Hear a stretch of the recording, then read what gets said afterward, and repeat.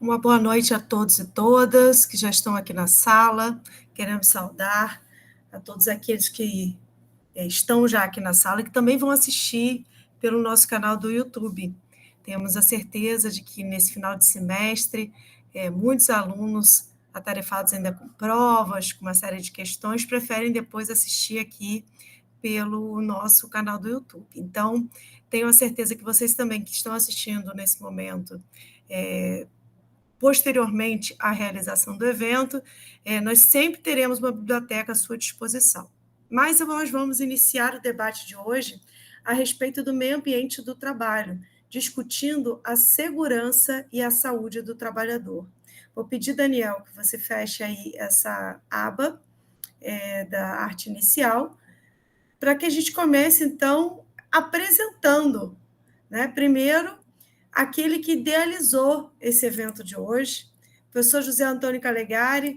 Se a câmera está fechada, isso, eu quero demonstrar a minha eterna gratidão à oportunidade da gente estar trabalhando juntos nesse programa de extensão. O professor Dr. José Antônio Calegari é professor adjunto da Universidade Federal de Macaé, e Fluminense em Macaé, no curso de Direito, junto comigo, e tenho a certeza que esse debate, idealizado por ele, com duas grandes convidadas, tenho certeza absoluta que vai ser para somar muito conhecimento para os nossos discentes e também para aqueles que já estão formados pela universidade e fora da universidade. Então, boa noite inicial, professor José Antônio Calegari, boa noite.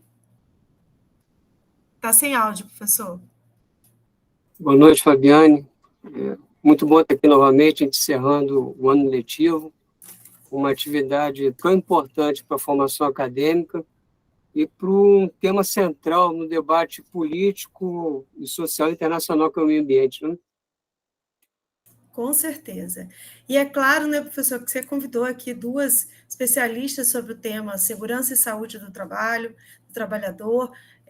Quero saudar inicialmente a doutora Elaine Barbosa Rodrigues, que é professora, que é pesquisadora e que com certeza vai trazer aqui grandes questionamentos na noite de hoje. Boa noite, doutora. Boa noite, doutora Fabiane. É um prazer. Quero dizer que realmente é uma honra participar desse debate. É um tema que arde no meu coração desde os tempos remotos. Eu trabalhei com a doutora Cíntia por quase 10 anos dentro dessa área, então minha vida acadêmica foi toda desenvolvida nessa área. E para mim é uma honra imensa dividir com ela esse momento tão especial. Muito obrigada ao convite feito pelo doutor Calegari também. Eu estou muito honrada e muito feliz. Ai, que ótimo. E então, é uma parceria de sucesso, Porque nós vamos apresentar, então, a segunda parceria da noite, que o professor Calegari disse que traria para nós, então, grandes informações, que é a Procuradora Regional do Trabalho, doutora Cíntia Maria Simões Lopes. Boa noite, doutora. Boa noite, Fabiane. Boa noite, professora Fabiane, professor Calegari, a professora Elaine, minha grande amiga, ex-estagiária, ex-assessora, enfim. É uma alegria muito grande, mais uma vez, eu estar aqui participando dos grandes eventos promovidos pela Universidade Federal Fluminense. Professor Calegari também, já temos um link, um vínculo de amizade muito grande, eu tenho uma admiração pelo trabalho dele, pelo envolvimento dele, e hoje, especialmente nesse tema que me é tão caro e que me fez trabalhar muitos anos, eu estou ainda na UMPT, mas eu sempre tenho um olhar muito carinhoso pelas questões relacionadas ao meio ambiente, porque a partir dele é que forma-se a identidade, a vontade de ser, de crescer, a inclusão social, enfim, tem várias coisas. Então, assim, para mim também, como a Elaine disse, é um prazer e uma honra enorme estar aqui participando de mais esse grande evento de TAUF. Obrigada mais uma vez pelo convite. Obrigada, doutora Cíntia. Pessoal, eu vou deixar aqui alguns avisos administrativos da nossa noite de hoje. A primeira é que daqui a pouquinho o Daniel, que é nosso bolsista, boa noite, Daniel. Obrigada aí por toda a ajuda ao longo desse tempo. Vai estar colocando um link, que é um formulário, onde vocês vão ter a oportunidade de estarem sugerindo, né, fazendo críticas, participando da idealização do programa de extensão. O programa ele é voltado para a sociedade, para a comunidade como um todo. E quem faz, na verdade, o programa não sou eu, não é o professor Calegari, são os alunos, é a sociedade, somos também nós. Então, fazemos a muitas mãos naquilo que interessa ser debatido, né, e retornando aquelas discussões que temos dentro da universidade para a sociedade, para que a gente cresça junto. Então, não deixe de se manifestar, de sugerir, estamos fechando o ano, né, temos ainda mais 2 eventos, nós vamos avisar aqui, falar ainda hoje sobre eles para fechar o nosso ano letivo, e nós deixamos, então, a oportunidade para que você participe sugerindo aí temas para o próximo ano a serem trabalhados dentro do programa de extensão. Por fim, nós teremos também um link que confirma sua presença, onde você vai ter a oportunidade de estar gerando, então, posteriormente, o seu certificado de participação. Esse link é gerado lá no final. Tá? Então, para iniciar a noite de hoje, eu passo a palavra para o professor José Antônio Calegari, que vai fazer uma introdução do tema e depois passar para os palestrantes para que a gente inicie. Caso queira tirar dúvidas, participar, pode colocar no chat, que a gente vai fazendo as perguntas aqui para os nossos palestrantes. Vamos lá, Calegari? A bola está com você. Ok. Mais boa noite agora aos alunos. Eu abri o sistema para ter acesso livre para qualquer um queira participar, seja da UF ou não. E antes de fazer uma breve consideração introdutória, hoje é um dia de muita alegria para esse encontro, Cíntia e doutora Elaine, porque a UF Macaé acabou de ter uma das maiores avaliações de universidade de todo o Brasil, né, de curso de Direito. Isso é um trabalho que você, Cíntia, tem participado e render também homenagem à sua contribuição desde 2020, participando aqui com a gente, ajudando a formação dos alunos, e aqueles alunos de 2020 se formando, jogaram, então, o conceito do nosso departamento no nível mais elevado. Agradecer a Fabiane, porque esse projeto de extensão integra o aspecto teórico e o aspecto prático, que vai ser a estrutura do nosso debate hoje, da nossa conversa, e especialmente aos alunos que estão aqui presentes e os que irão assistir mais tarde o vídeo, a vocês, estudantes do nosso departamento, do nosso Instituto de Ciências da Sociedade Macaé. Parabéns a vocês, porque na ponta, na hora de realizar a prova, são vocês que jogaram o conceito lá em cima do nosso departamento. Então, uma homenagem também aos nossos alunos, porque é a razão de ser da universidade, né? Dentro da ótica de um projeto de extensão, a Cíntia colocou uma coisa muito importante. A doutora Elaine foi estagiária, depois assessora, professora agora, mestre, e produzindo conhecimento. Então, veja a importância do estágio na atividade de formação do profissional, né? E nós temos aqui assistindo a nossa live muitos alunos que estão estagiando e serão no futuro, muito breve, procuradores do trabalho, juízes do trabalho, atuarão em outras áreas do direito e depois também na docência, né? na vida acadêmica. Então, também esse elogio aos estagiários que estão construindo um percurso formativo muito importante. Trazer a doutora Cíntia e a doutora Elaine hoje, dentro de um contexto internacional de debate profundo, científico, político e negacionista do efeito do meio ambiente, seja no destino do planeta, ou seja, na organização política e institucional das nações, é fundamental.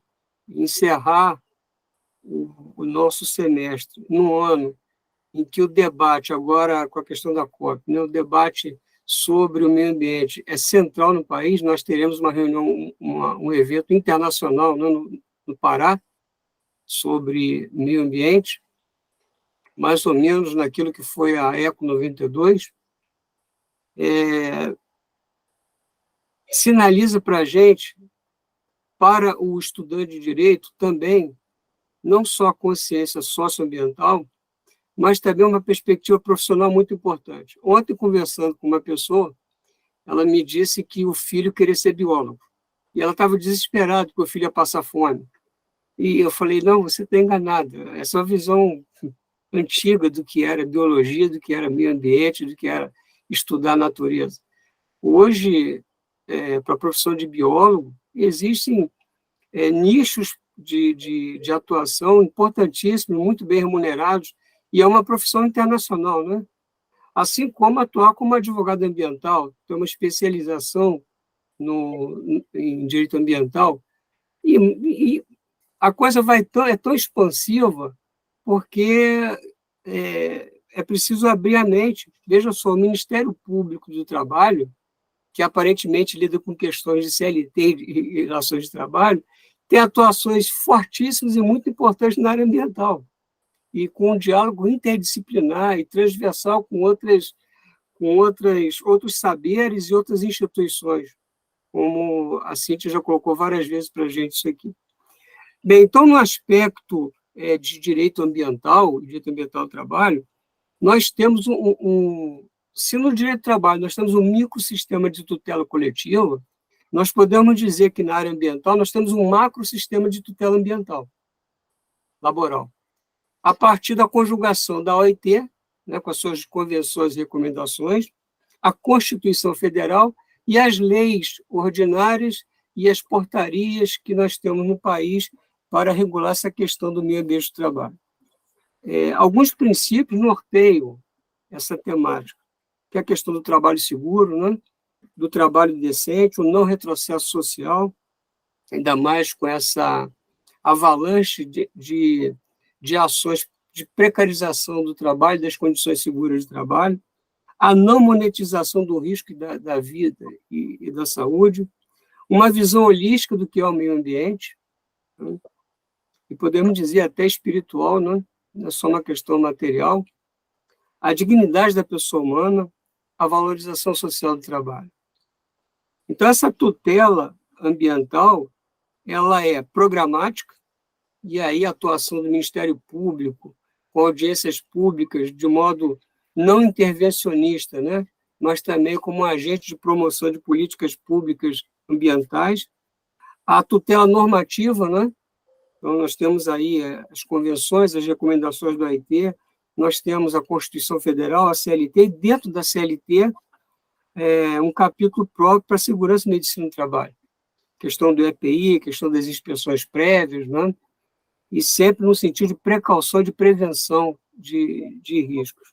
Então, essa visão preventiva, precautória, repressiva, às vezes, quando necessária, mas, acima de tudo, dialogada e participativa, que é uma coisa que a Cíntia vem pontuando para a gente desde 2020, né? A importância da atuação do Ministério Público fora dos gabinetes, indo no local e dialogando com as pessoas e trazendo esse aprendizado para o sistema jurídico. E nós podemos destacar também, no plano subjetivo, os agentes ambientais, o Estado e seus representantes, o empregador, o empregado, o Ministério Público, a Justiça do Trabalho, o Ministério do Trabalho, os demais órgãos de fiscalização ambiental, municipal, estadual e federal, e as universidades, né? Nessa perspectiva teórica e prática que a gente vai buscar aqui hoje. Então, é com esse contexto introdutório que a gente convida, né, a doutora Elaine a debater com a gente sobre suas observações a respeito desse tema de saúde e segurança do trabalhador no contexto do meio ambiente do trabalho. Obrigada, professor Calegari. Queria dar boa noite a todos os alunos que se disponibilizaram a participar desse evento. Tenho certeza de que vocês vão sair com muito conhecimento e com muita conscientização acerca do tema.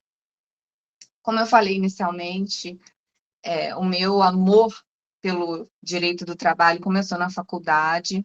Eu estudei na UERJ e tive aula com um professor que é um procurador do trabalho, o procurador João Batista Bertier. E ele fez essa introdução em relação ao Ministério Público do Trabalho, porque o que a gente vê muitas vezes é que as universidades, as faculdades de direito, elas não têm um investimento em relação à atuação do Ministério Público do Trabalho. E eu tive o privilégio e a honra de ter aula com o professor Bertier, e com isso conheci a possibilidade de estar no Ministério Público do Trabalho como estagiária. Fiz o concurso para estagiário, fiquei com a doutora Cíntia desde o início, lá em 2009, até o finalzinho de 2018. Só saí para tomar posse em um outro cargo. E, assim, eu posso dizer que foi uma experiência que mudou a minha vida, mudou toda a minha perspectiva e acendeu uma chama no meu coração em relação ao tema, tanto que eu desenvolvi a monografia, o TCC da pós-graduação, a dissertação do mestrado, abordando o tema. A doutora Cíntia foi uma parceira muito grande, foi ela a grande incentivadora de que eu fizesse mestrado em Portugal. E eu posso dizer, posso afirmar categoricamente que tudo que eu passei academicamente, profissionalmente, ela tem uma participação muito especial. E até hoje, né, nós somos muito parceiras e muito amigas. Então, realmente, eu posso afirmar que tudo aconteceu porque eu não acredito em acasos, né? Mas eu acredito que tudo aconteceu por um propósito. E um deles é estar aqui hoje falando sobre esse tema que mexe com o meu coração e que é tão relevante, né? Por quê? Porque lida com a vida, que é o bem maior. Para mim, é como se fosse uma poesia, sabe? Porque você entender como essa vida pode ser protegida para que não ocorram acidentes de trabalho ou doenças ocupacionais é muito gratificante, porque não é algo que fica só no papel. A gente vê que realmente é possível salvar vidas. E entender essa cultura da prevenção, a importância dessa cultura de segurança e saúde no trabalho é muito relevante, porque pode mudar todo um cenário de uma empresa, por exemplo, toda uma estrutura organizacional, a qualidade de vida do trabalhador. Então, com base em todo esse aparato de investigação, desenvolvi a dissertação do mestrado e depois foi transformada em livro, a dissertação. Inclusive, quero deixar aqui consignar que já estou disponibilizando 2 livros para que o professor Calegari posteriormente faça um sorteio entre os alunos, enfim, ou quem estiver participando, porque é uma forma de difundir o conhecimento, né? E o tema da segurança e saúde no trabalho é muito relevante porque, no âmbito internacional, né?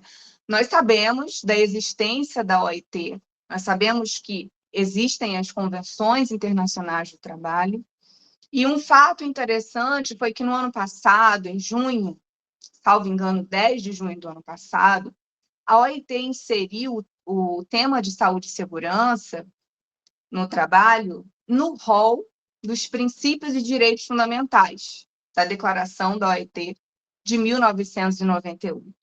E por que isso é um marco? Por que isso é tão importante? Porque a partir do momento em que a OIT estabelece que esse tema é um princípio, todos os estados que são membros da OIT, ainda que não tenham ratificado as convenções, denominadas convenções de core obligation, em relação, por exemplo, à segurança e saúde no trabalho, são as convenções 155, que trata da segurança e saúde, e a convenção 187, que trata do quadro promocional da segurança e saúde no trabalho. Então, a partir disso, todos os estados, mesmo que não tenham ratificado essas convenções, têm o compromisso, um compromisso derivado pelo simples fato de pertencer à OIT, terem que observar esses princípios voltados para a segurança e saúde no trabalho.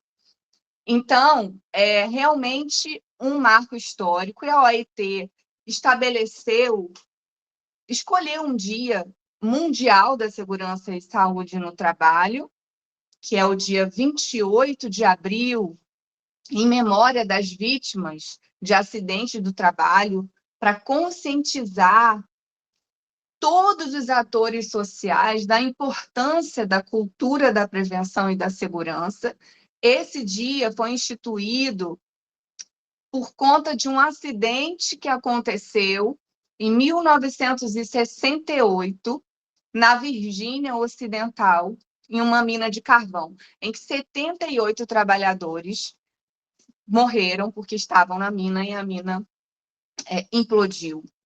Então, esse dia foi estabelecido pela OIT como o Dia Internacional da Segurança do Trabalho, como forma de conscientização de governos, empregados, empregadores, a própria sociedade civil organizada, no sentido do quão é importante evitar acidentes, prevenindo os riscos que podem ser encontrados nas mais variadas funções exercidas pelos trabalhadores. Então, o objetivo desse Dia Internacional da Segurança e Saúde no Trabalho é promover, fomentar essa busca pela cultura da prevenção, a implementação efetiva de uma política de gestão em segurança e saúde no trabalho para que sejam evitados acidentes, doenças profissionais ou ocupacionais. Então, a busca pela conscientização quanto à existência de riscos relacionados ao ambiente de trabalho, às funções exercidas pelo trabalhador. E aí, nesse contexto, a gente não pode se esquecer da dignidade da pessoa humana. Por quê? Porque a dignidade da pessoa humana, ela anda de mãos dadas com o princípio da responsabilidade social da empresa, considerando os mecanismos de proteção à saúde e à vida do trabalhador. E o que é? A gente ouviu aquela frase, né? Sem o seu trabalho, o homem não tem honra. Tem uma música que diz isso, do Gonzaguinha. O trabalho, ele é um instrumento que viabiliza a autorrealização do ser humano no âmbito emocional, no âmbito profissional, em relação aos projetos de vida. Então, o valor da dignidade deve ser um sustentáculo, vamos dizer assim, de qualquer trabalho humano. E o que seria esse trabalho digno? A própria OIT diz que o trabalho digno é um trabalho prestado em condições de segurança e saúde. A Agenda 2030 da OIT, na agenda está incluída a segurança e saúde no trabalho, o ambiente hígido, salutar e seguro. A gente sabe que o sistema capitalista é um sistema que visa o lucro, a busca desenfreada pelo lucro, sem levar em conta condições dignas para os trabalhadores. E eu ouvi uma frase que me chamou muito a atenção e entra nesse contexto da possibilidade do trabalho digno e do desenvolvimento de uma empresa. Diz o seguinte, que um homem necessitado não é um homem livre. Ora, muitas vezes, com muita frequência, o trabalhador está necessitado para ganhar o seu sustento, para a sua própria sobrevivência ou da família, e ele se submete a condições precárias de trabalho, a condições degradantes do trabalho, e realmente é algo que foge do que ele poderia entender como um trabalho digno, porque ele precisa se submeter a toda aquela situação para ganhar o seu dinheiro. E é um total desprezo à dignidade humana do trabalhador, compromete a incolumidade física e psíquica do trabalhador. E essa preocupação com a segurança e saúde no trabalho vem desde a Revolução Industrial, né, lá no século XVIII. Por quê? Porque a máquina humana, para ela funcionar com todas as suas potencialidades, ela precisa ter, vamos dizer assim, cuidados. Claro que um trabalhador que está doente ou que está passando por uma doença ocupacional ou acidentado, ele é um trabalhador que não vai ter produtividade. Então, vai acontecer um prejuízo. Um prejuízo para quem? Tanto para as empresas, quanto para os próprios trabalhadores. As empresas, por quê? Porque vão arcar com os custos de investimentos em relação ao empregado acidentado. O empregado, consequentemente, vai ter a sua saúde afetada, violada, fazendo com que, muitas vezes, ele não consiga se recuperar na sua totalidade. Então, é um prejuízo para ambas as partes. E aí é que entra a questão da cultura da prevenção, da importância dessa cultura da prevenção, essencialmente em relação à conscientização dos trabalhadores na atividade por eles desenvolvida. O trabalhador é a maior ferramenta do empregador.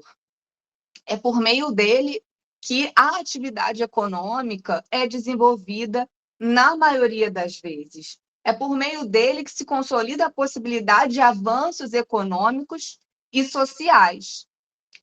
Então, nesse contexto, o empregado, ele não deve ser apenas um elemento do processo produtivo. Ele precisa ser parte integrante desse processo e, por isso, deve ter a sua saúde tutelada. E a questão da segurança e saúde no trabalho é tratada também em Portugal, e um doutrinador português chamado Pedro Romano Martinez, ele diz isso, ele defende essa ideia de que o trabalhador não deve ser enxergado, concebido como um mero elemento do sistema produtivo. Ele precisa integrar aquela cultura organizacional, empresarial, e assim, efetivamente, serem implementadas todas as medidas necessárias para a salvaguarda da vida dos trabalhadores. É a maior ferramenta que o empregador tem. E essa cultura de segurança, o que é isso? O que vem a ser essa cultura de prevenção? São as atitudes, as práticas, as técnicas que são partilhadas pela empresa em relação a minimizar a possibilidade de condições que são consideradas potencialmente lesivas ou causadoras de lesões. E essa interação entre trabalhador, empresa, do menor nível hierárquico até o maior nível hierárquico, esse sistema preventivo deve ser implementado de forma efetiva e observado por eles. O empregador, ele precisa gerir os riscos, ele é o responsável pela gestão dos riscos, fazendo o mapeamento dos riscos, o gerenciamento desses riscos que acabam sendo primordiais para que se saiba o que fazer em determinada função ou atividade desempenhada pelo trabalhador. E o trabalhador é o próprio destinatário daquela situação. Né? Um trabalhador, por exemplo, que opera uma máquina, ele vai saber exatamente todos os passos para que aquela máquina funcione ou não. Então, ele pode identificar também os riscos do que pode vir a acontecer. Ele é o maior interessado em que aquela máquina funcione de modo efetivo e seguro.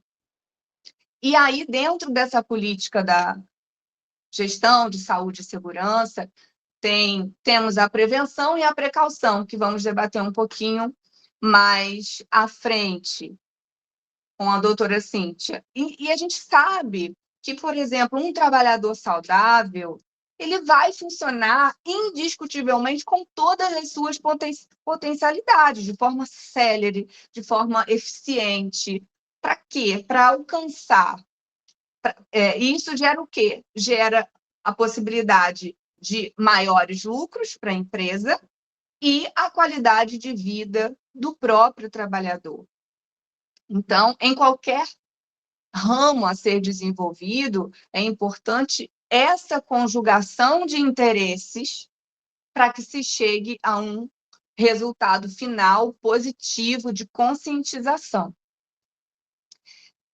A gente vai debater também, comentar sobre a legislação de Portugal, quando a doutora Cíntia estiver explanando os seus conhecimentos na prática. E aí a gente pode abrir para dúvidas, pode abrir para debates, para que todos participem da melhor maneira possível. Passo, então, à doutora Cíntia.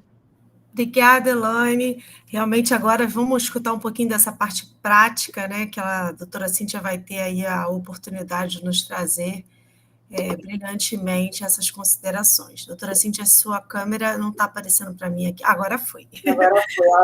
Passo a palavra.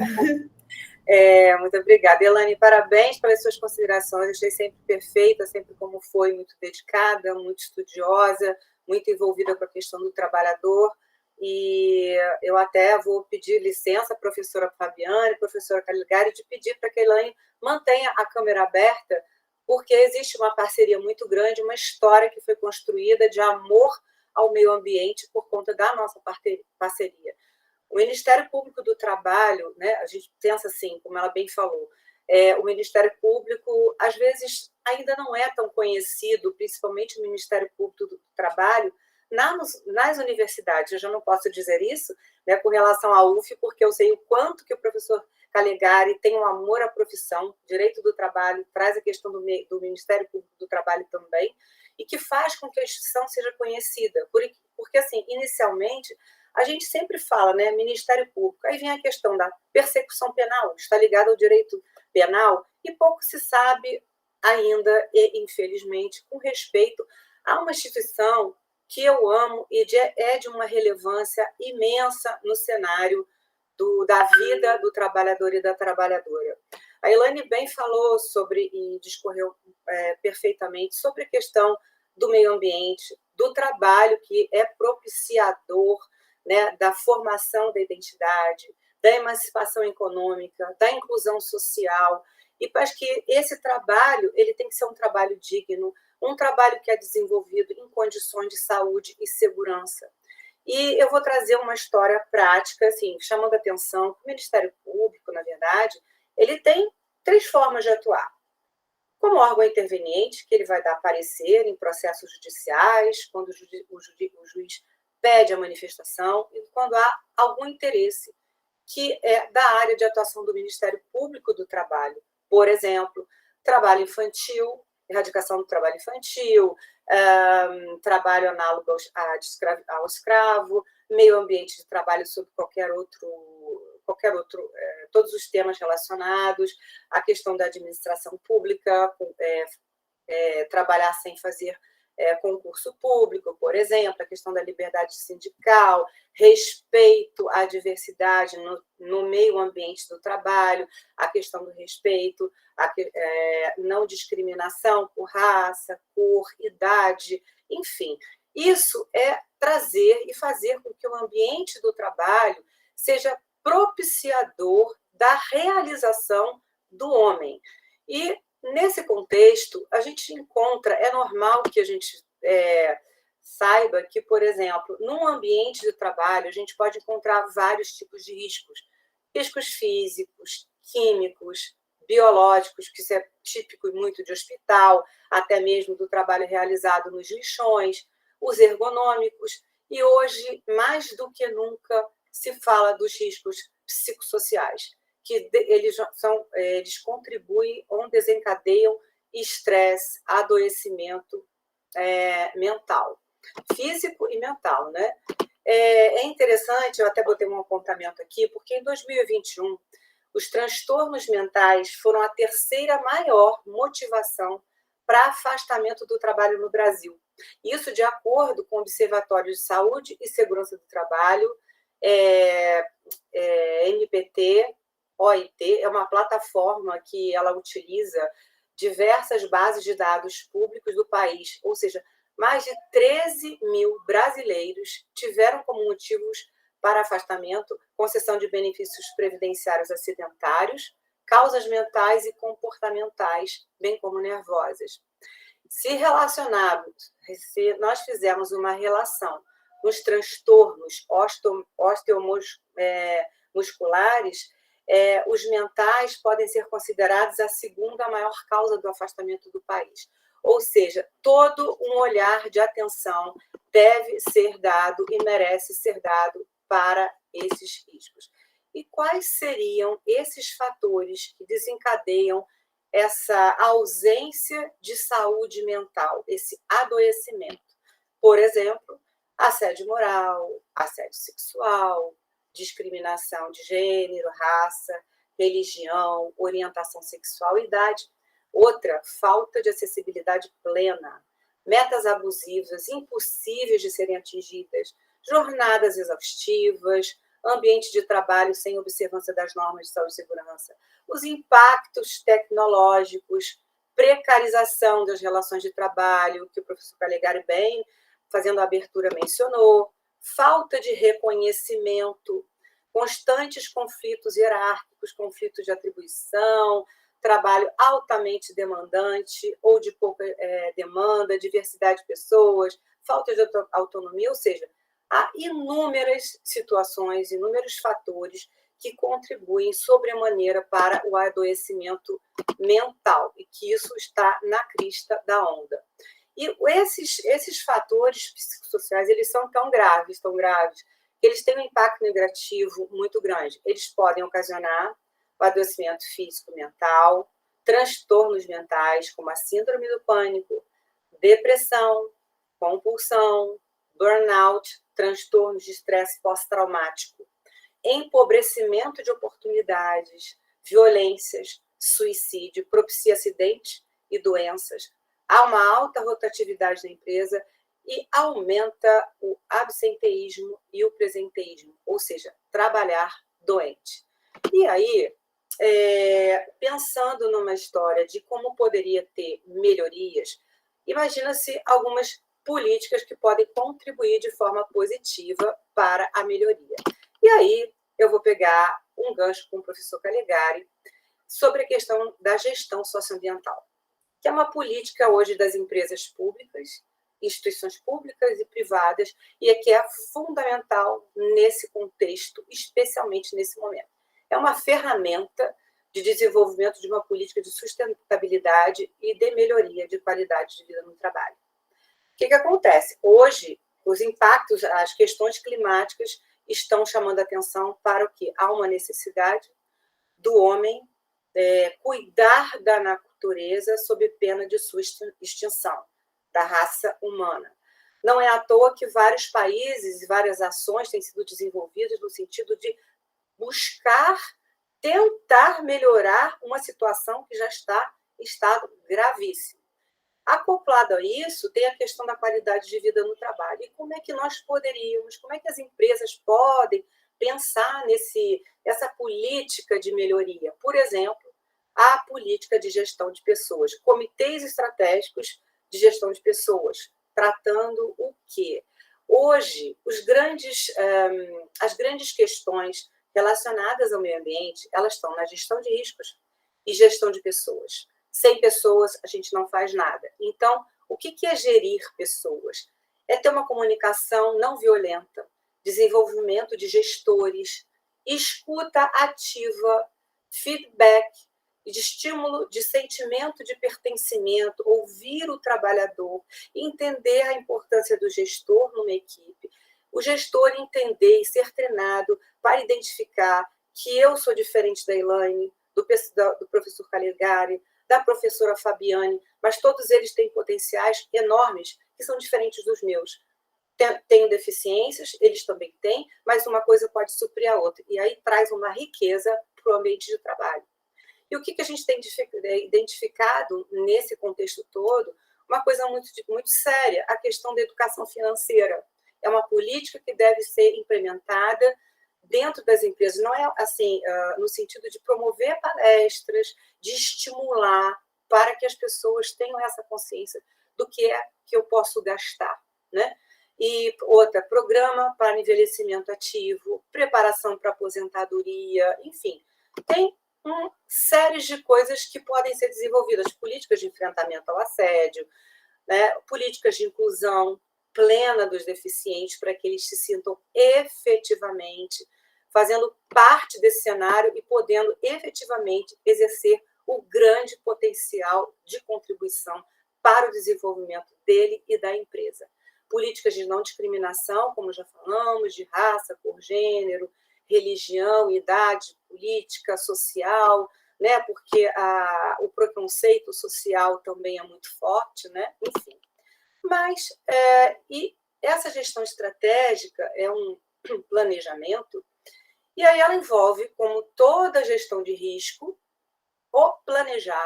um planejamento, elaboração, que conta, inclusive, com o que o professor Calegari falou, de uma atividade multidisciplinar. O direito é fundamental, mas o direito por si só ele não se basta. Os profissionais de direito necessitam e precisam falar com outras áreas, médicas, pode falar com os psicólogos, os psiquiatras, físicos nucleares, assistentes sociais, dependendo daquilo em relação ao que você está trabalhando. Outra, na gestão estratégica, identificar quais serão aqueles responsáveis pela execução das ações que estão nesse planejamento. As instituições, quem está envolvido, um cronograma de cumprimento de ações, é a mesma coisa. Eu estou fazendo um tratamento médico, eu identifico o risco, identifico a patologia, eu tenho que fazer um tratamento, eu tenho um cronograma de cumprimento. É isso, exatamente, é gerir a empresa, como bem a Elaine falou, esse gerenciamento. E tem que ter os indicadores de resultados. 10% eu vou capacitar, né? Nessa questão, eu vou desenvolver 10% de gestores. E você vai aumentando devagar e observando e acompanhando os resultados para você. No final de um ciclo, você ir fazendo as devidas adaptações. E uma coisa muito interessante que a gente aprende, eu aprendi com psicólogos, a questão das estratégias defensivas individuais e coletivas. Isso, Dejur sempre falou, e isso é um ponto que a professora Maraci Alves, da PUC, por um projeto que eu vou falar mais à frente, que está sendo desenvolvido, ela trouxe isso, nós temos aplicado bastante como um carro-chefe para poder melhorar o ambiente de trabalho, né? É a mesma coisa que a Elaine falou de uma forma ou de outra, a questão dos equipamentos de proteção individual, mas tem que ter as medidas de caráter coletivo, né? Uma ajuda a outra, mas essa da coletiva é importantíssima. E os EPIs, por exemplo, os equipamentos de proteção individual, dependendo da atividade, eles entram para complementar essa precaução, essa prevenção. A OIT, muito sabiamente, em 2004, ela visando dar uma resposta a esses riscos que já começaram a aparecer, ela desenvolveu um programa chamado Solve. E esse programa, ele exatamente, isso eu já falei em outras oportunidades aqui, né, professor Calegari, é uma integração da promoção de saúde nas políticas de saúde e segurança no trabalho, né? E que políticas seriam essas? A questão do estresse econômico, por isso que eu falei ali atrás um pouquinho, na questão do que tratar a questão da educação financeira. O estresse mesmo, o estresse do trabalho, as políticas de álcool e droga, quem está mal pode procurar a questão de drogas, álcool, a questão da violência no trabalho e a violência no lar, a questão da AIDS, o tabaco, a alimentação saudável, a atividade física, tudo isso com esse bem-estar, essa visão ampla da empresa, de promoção no sentido maior das ideias, da palavra, né? E o sono saudável, porque é muito interessante a questão do sono, né? Nós, segundo os médicos, também em contato com os vários médicos que a gente desenvolve as nossas atividades, me foi informado, eu aprendi com eles, que uma certa hora da manhã, por volta das 10 horas, o ser humano libera o hormônio do prazer, que faz com que haja um relaxamento do físico. E é uma hora que não é apropriada para que os trabalhadores ou trabalhadoras desempenhem suas atividades, por exemplo, em máquinas, especialmente em máquinas que não tenham a devida proteção, como diz a norma regulamentadora. Porque se você está relaxado, a sua atenção não é redobrada e o risco de acontecer um acidente, ele aumenta sobremaneira. Bom, implementando essa ideia desse programa da OIT, com essas políticas todas, o que ele tem de bom? Ele vai ter como centro as pessoas e os processos, vai envolver a precaução e a prevenção, ele vai focar em resultados, ele incorpora a perspectiva de gênero, ele atende o Pacto Global. Né? Então, assim, o que a gente poderia dizer com o meio ambiente de trabalho, seguro e saudável, né? Uma gestão preventiva de riscos físicos, químicos, biológicos, ergonômicos e psicossociais, diagnósticos e estratégias de intervenção. Eu vejo que não está bem, faço o diagnóstico e a empresa vem com as propostas de melhoria. Uma atuação multidisciplinar, no sentido de ter engenheiros, médicos de trabalho, psicólogos de trabalho, assistente social, nutricionista, desenvolvimento de gestores, programa de saúde, programa Solve, políticas assertivas, diálogo social. É fundamental que os trabalhadores sejam ouvidos. Nós não podemos achar que aquilo, isso eu digo até como membro do Ministério Público, eu não posso achar que o que eu vou fazer, atuar para aquela categoria, é o melhor para ela, embora tenham leis a respeito, normas a serem cumpridas. É necessário que sejam ouvidos os trabalhadores, porque eles vão dizer, nós precisamos disso, eu não posso ter a ousadia de achar que eu estou fazendo o meu melhor sem ouvir aquele que sofre. É assim que a gente tem que atuar. Bom, e aí eu vou falar sobre uma atividade do Ministério Público que é um pouquinho diferente, que eu comecei a falar lá, acabei não terminando. Nós temos algumas formas de atuação que, na verdade, tem essa questão. inicial, como órgão de intervenção, intervindo nos feitos, né, que o seu trabalho nos chama, como pareceristas, né, tem como órgão agente, que é interessantíssimo, e eu e Elaine trabalhamos muito tempo, que é a atividade de investigação. Né? Investiga-se a partir de uma denúncia que chega, ou mesmo a gente identifica numa notícia de jornal, instaura-se um procedimento e começa a colheita de provas para verificar se aquilo que chegou para você tem veracidade ou não. Né? Em alguns casos é gritante que não tem outra alternativa a não ser ajuizar uma ação imediatamente. A partir da formação desse inquérito, né, que nós levantamos isso tudo, é possível que haja a necessidade de que a ação civil pública seja imediatamente proposta para cessar essa atividade maléfica aos trabalhadores e que haja a regularidade das atividades da empresa ao que determina a lei, ou mesmo dando oportunidade para a empresa de assinar o que a gente chama de termo de ajustamento de conduta, que é um compromisso da empresa com o Ministério Público do Trabalho, contemplando várias obrigações e multas pelo descumprimento dessas obrigações. Né? E, a despeito dessas duas atividades, tem uma outra que, particularmente, me é muito cara, que são os procedimentos promocionais.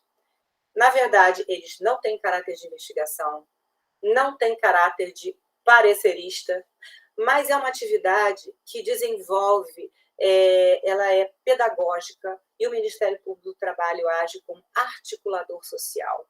Ele desenvolve políticas públicas. Por exemplo, nesse momento, eu estou desenvolvendo, junto com uma amiga, um procedimento promocional que chama-se Programa de Assistência Ampla e Integrada à Saúde Mental e Valorização dos Agentes de Segurança Pública do Estado do Rio de Janeiro, e que também conta com a participação e a colaboração do meu atual assessor, que é o Diego Freitas, que provavelmente também está assistindo aqui. Esse programa ele foi desenvolvido em função de quê? Chegou ao Ministério Público do Trabalho, por intermédio do Observatório de Saúde e Segurança do Estado, uma situação gravíssima que acomete os profissionais da segurança pública, no caso do Estado do Rio de Janeiro, mas isso acontece em todo o Brasil. O alto índice de depressão e suicídio que acometem esses profissionais. Aqui no Rio de Janeiro, que tem uma lista do que os considera como agentes de segurança pública. Os policiais militares, policiais civis, os agentes do Departamento de Ações Socioeducativas, os integrantes da Secretaria de Administração Penitenciária, e, enfim, e os integrantes do Corpo de Bombeiros. Né? Esse programa foi desenvolvido, ele tem várias etapas, para que as organizações de segurança pública façam parte desse procedimento promocional, desse programa, é necessário que cada uma dessas corporações assine com o Ministério Público do Trabalho o termo de cooperação técnica. Para quê? Porque é uma conjugação de esforços para a elaboração e implementação de desse programa de assistência ampla integrada à saúde mental desses agentes e valorização desses profissionais. Porque, tirando o corpo de bombeiros, porque os integrantes salvam vidas, na verdade, os demais profissionais, eles não são vistos da mesma forma. Então, a sociedade os acusa pela morte de algumas pessoas, de cidadãos que eventualmente tenham sido atingidos, mas a gente não conhece a realidade desses profissionais, e a partir desse programa, desse procedimento, nós descobrimos coisas inenarráveis. Esse procedimento, ele inicialmente, nós tivemos que visitar as secretarias, né, as organizações de segurança pública, para dizer, olha, o Ministério Público do Trabalho não está atuando nesse caso aqui como órgão de investigação, mas sim de promoção de interesses, de articulador social, e que conta com a participação dos senhores. Porque se o gestor, se o secretário de cada uma dessas corporações não estiver envolvido, nada vai acontecer. E esse procedimento promocional, ele tem que objetivos? A conscientização de todos esses gestores, sobre a necessidade de elaborar e implementar uma política institucional de assistência à saúde mental, com destaque em que, aquilo que a Elaine falou, sobre a prevenção do adoecimento psíquico desses profissionais e de seus familiares, porque eles têm impacto na vida da família.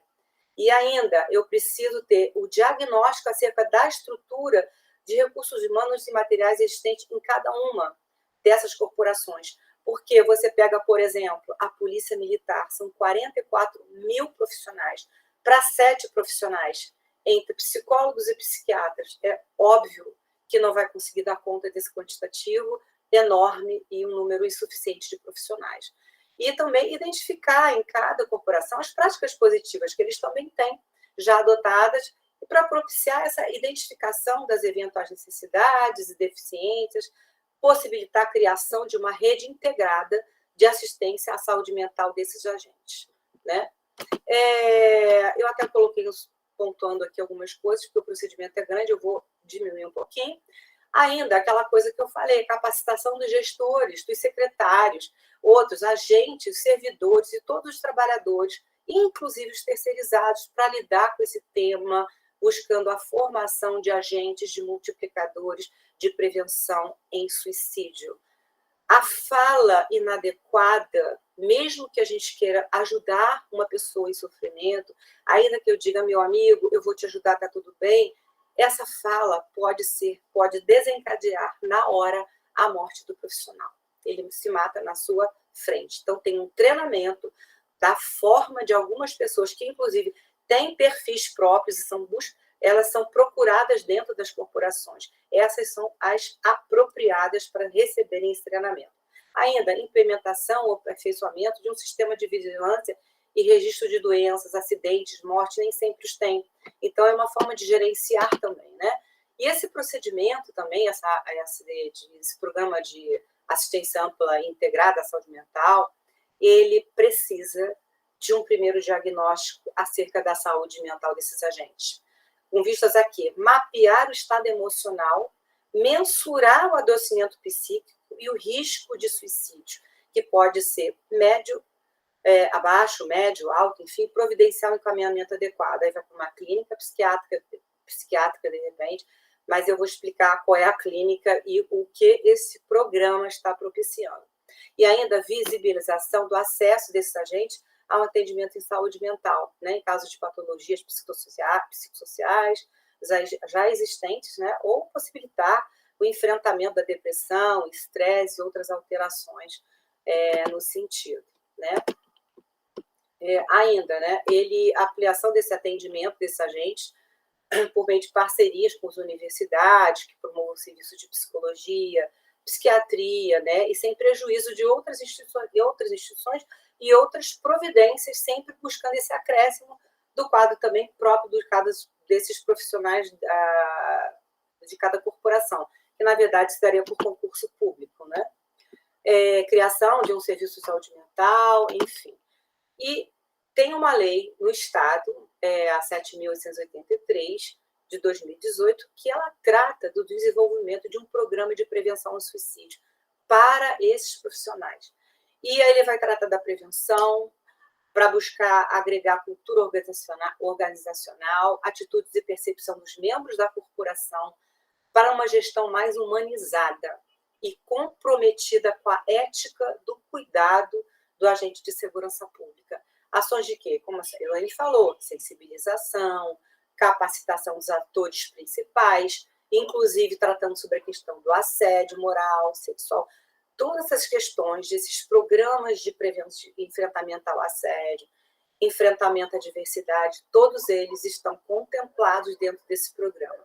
Nesse momento, nós estamos tratando dos efeitos, porque foi o gritante, né? E ainda, o programa envolve a promoção de cursos de capacitação para atores-chave na prevenção, voltado a gestores de níveis estratégicos, intermediários e os profissionais da área de saúde, que vão atender esses agentes, né? Visando a formação de agentes multiplicadores de prevenção. Hoje, para desenvolver esse projeto, esse programa, nós contamos com 3 parcerias.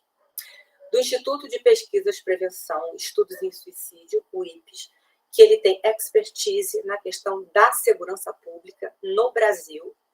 Ele tem vários produtos, ele identifica, traz um diagnóstico, ele tem cursos de agentes multiplicadores de prevenção, ele desenvolve dentro das corporações, já está desenvolvendo por conta também de termo de cooperação firmado com ele e Ministério Público, dentro das corporações, oficinas de autocuidado, de gestão humanizada, de escuta ativa, né? E junto com isso, a Pontifícia Universidade Católica do Rio de Janeiro, através da professora Maraci, que é psicóloga, desenvolve está identificando, feito um diagnóstico da penosidade, do nível de sofrimento desses profissionais para depois propor estratégias de intervenção. A Pontifícia Universidade Católica ela vai entrar com a telemedicina também em todo o estado na parte de psicologia, para fazer o atendimento individual e também o atendimento coletivo. E, dependendo do caso, ela vai encaminhar para a terceira instituição que faz parte do projeto, por conta também desse termo de cooperação, que é a Associação São Francisco da Providência em Deus, que é a mantenedora do Hospital São Francisco da Providência em Deus, que fica na Tijuca. É um hospital enorme, mas que tem uma parte de psiquiatria que é fenomenal. E lá eles têm ambulatório 24 horas, internação, também para todos os familiares, para os adolescentes, para os afastados, para os aposentados, e tem também rodas de conversa. Então, é tudo integrado. Todas essas 3 instituições estão nesse programa, eles se falam. Então, tudo é identificado. Já foi feito o primeiro diagnóstico numa das corporações. O que se identificou foram coisas absurdas, situações que eu jamais imaginaria, que, por exemplo, você identificando, dentro de um questionário feito pela professora Maraci Alves, que foi uma das assistentes de Christophe Dejour, ela fez um questionário com apenas 12 perguntas. Essas 12 perguntas, com identificação de dados sociodemográficos, ela consegue identificar o nível de sofrimento de patologia em cada local de trabalho, em cada estado, em cada situação, para que essas proposições das estratégias de intervenção elas venham à tona e é possível que se melhore. Então, por exemplo, um dado que eu não vou dizer o nome da instituição, porque ainda não pode ser divulgado, se identificou que em nível de escolaridade o que mais se matava eram aqueles com doutorado. Por quê? Porque ele se identificava com o sofrimento de um determinado profissional dentro da corporação e ele não aguentava aquela dor. E aí, por exemplo, surge a outra questão, o estresse pós-traumático, que você, por exemplo, na polícia militar, você passa no concurso, você vai direto para onde? Para o confronto, e que você não tem o tempo necessário para você se preparar, porque, primeiro, ninguém é preparado para matar. O ser humano não é preparado para matar. E ele, de um minuto para outro, ele vai com aquela coisa, né, de eu vou me realizar na minha instituição. E, de repente, de um minuto para outro, você está num confronto. E aconteceu que um desses confrontos que houve no Rio de Janeiro, já um tempinho atrás, eles tinham a sua base dentro de uma comunidade, de repente essa comunidade, a base foi atacada, os profissionais da Polícia Militar se retiraram de dentro e fizeram uma formação tal qual era determinada. Um profissional na frente, 2 atrás, igual uma árvore, vai aumentando. Só que assim que o primeiro profissional saiu, né, o agente de segurança, ele foi baleado na cabeça e os miolos pegou na roupa dos 2 profissionais que estavam atrás. Um deles limpou, continuou atirando. O outro ficou em estado de choque, paralisou, não conseguiu. O que você vê? É uma situação que não adianta, a morte impacta todos eles. Outros profissionais da segurança pública que têm filhos deficientes, eles não sabem o destino deles amanhã, porque a morte ronda 24 horas. O que é que eles fazem? Eu não sei com quem eu vou deixar meus filhos. Eles matam a família inteira e depois eles se matam. Então, assim, são várias situações que a gente vai aprendendo, lastimando de ver, mas tem que ser visto esse olhar para a segurança pública e buscar uma valorização desses profissionais. Nós fizemos agora um último, a Guarda Municipal pediu para entrar, ela não integra essa Corporação de Segurança Pública pela lei estadual, mas o sofrimento da Guarda é tamanho que nós autorizamos que entrasse no programa. Como é que o programa é desenvolvido financeiramente?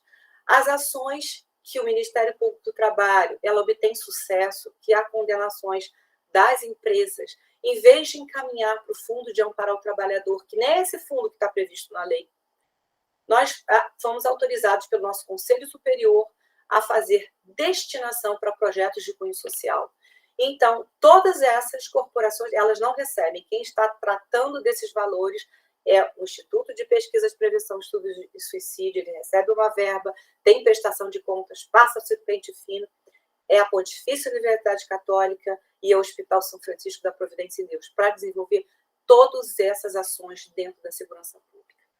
Então, me desculpe ter me estendido um pouquinho, eu sou uma apaixonada por esse tema, me envolvi porque eu não aprendi com isso a não julgar, né, aquilo que eu não conheço, e nós precisamos ouvir esses trabalhadores todos, e que muitas vezes eu, com essa minha amiga, Samira Chat, fomos visitar as corporações, enquanto nós falávamos, um levantava, doutoras, eu tentei me matar por isso, e outro, ou seja, foi muito pesado para todos nós. Até para o IPES, né, que tem essa expertise na segurança pública, muitas vezes nas oficinas humanizadas de autocuidado, eles têm que parar, voltar e retomar depois em outra oportunidade, porque é tudo muito pesado.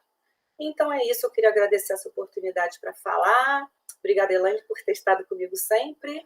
E obrigada, professora Fabiane e Calegari e todos os demais que estão aqui presentes pela atenção. Obrigada, Cíntia. É impressionante como que a gente, no nosso dia a dia, cobra uma atuação de uma polícia que não é mesmo cuidada por nós enquanto sociedade, né? Porque, no final das contas, né, Cíntia, somos nós que também precisamos cuidar dessas forças policiais, porque são pessoas, são seres humanos, precisamos garantir a dignidade dessas pessoas.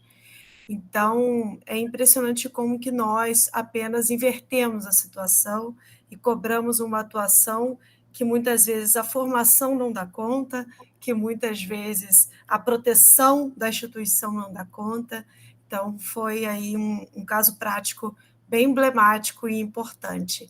Agora sim, eu vou começar, professor Calegari, vou te pedindo aí para abrir a câmera depois, mas eu vou começar já colocando aqui um questionamento, que é exatamente essa investigação prática, né? Nós estávamos falando aqui das forças policiais, mas fiquei pensando também que nós temos na nossa sociedade, lidando diretamente com o público, muitos outros servidores públicos, né? Que muitas vezes estão extremamente adoecidos também. Eu fiquei pensando nos trabalhadores da saúde.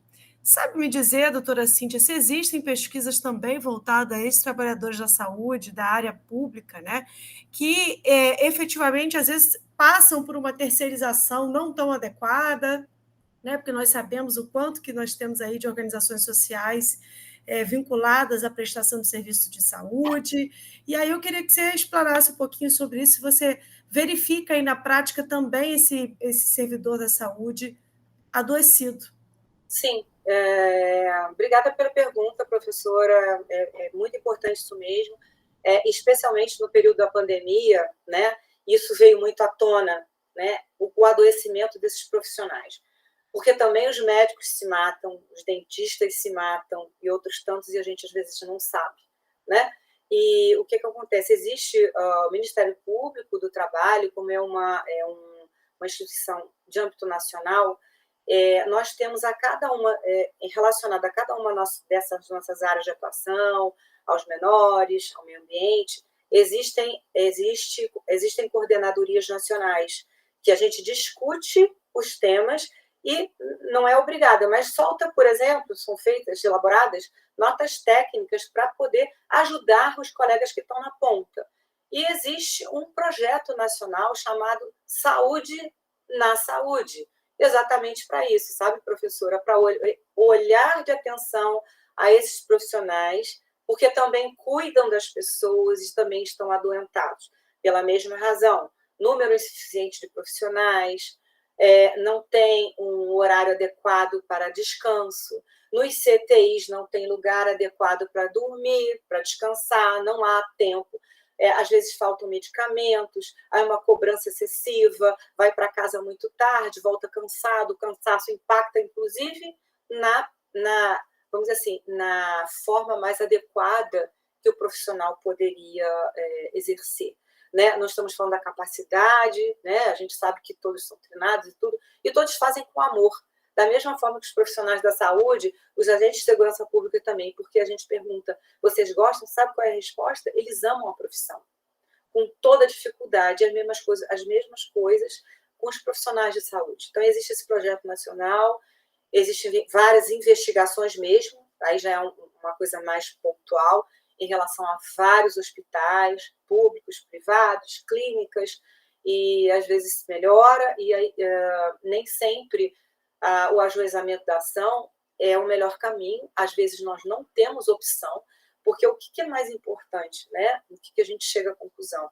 Quando, através de várias conversas, de várias reuniões, várias audiências e audiências e audiências, com um cronograma de cumprimento, né? Conversando, explicando, convencendo de que uma política de prevenção e precaução é melhor, quando se consegue mudar a conduta e a consciência do empregador, aí sim foi o grande, vamos dizer assim, eu acho que o tiro foi certeiro.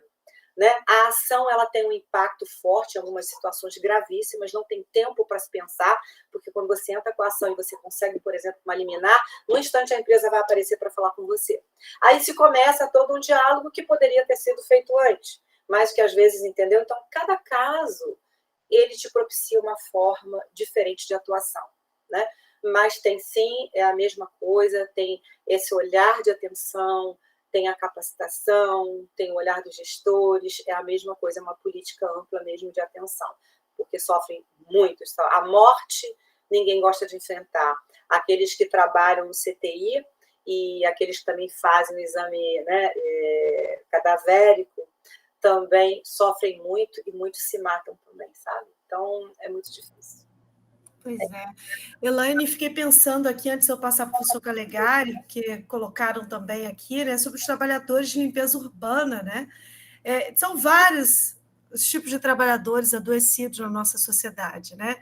E foi o dado trazido aqui, que, na verdade, a gente não está falando de pessoas que ganham necessariamente pouco, né, doutora Cíntia? Não é isso, né? Foi trazido aqui um dado, inclusive, de pessoas com doutorado, que, na verdade, não suportam o peso de estar ali diante daquele cenário do meio ambiente do trabalho. Nas suas pesquisas, doutora Elaine, você tem visto também esse trabalhador um pouco mais humilde, menos qualificado, também sofrido no seu dia a dia de trabalho? Tem chegado dados também de pesquisa a respeito desses trabalhadores?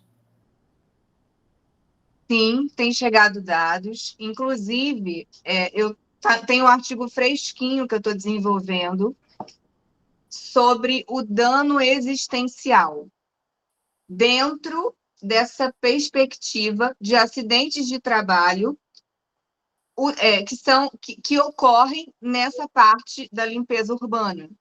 Eu peguei um caso em que um trabalhador ele estava fazendo a limpeza, estava com a vassoura dele certinho lá, varrendo, e aí, de repente, veio um ônibus e foi até ele, colidiu com ele, e ele sofreu traumatismo craniano,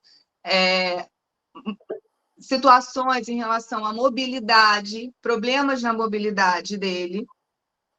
E aí tem se pensado no seguinte: como o trabalhador está exposto ali, né? Ele está num meio ambiente do trabalho macro, né? Ele não está fechado, né? Num local específico.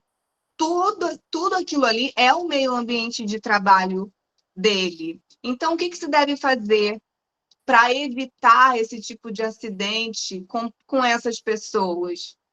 Deve-se investir nos EPIs, deve-se investir nas sinalizações, por exemplo, das ruas, para chamar mais atenção dos motoristas, enfim, em relação a esses trabalhadores que acabam sendo os pedestres e sofrem com a falta de atenção, muitas vezes, e que gera consequências e sequelas irreparáveis. Nesse caso,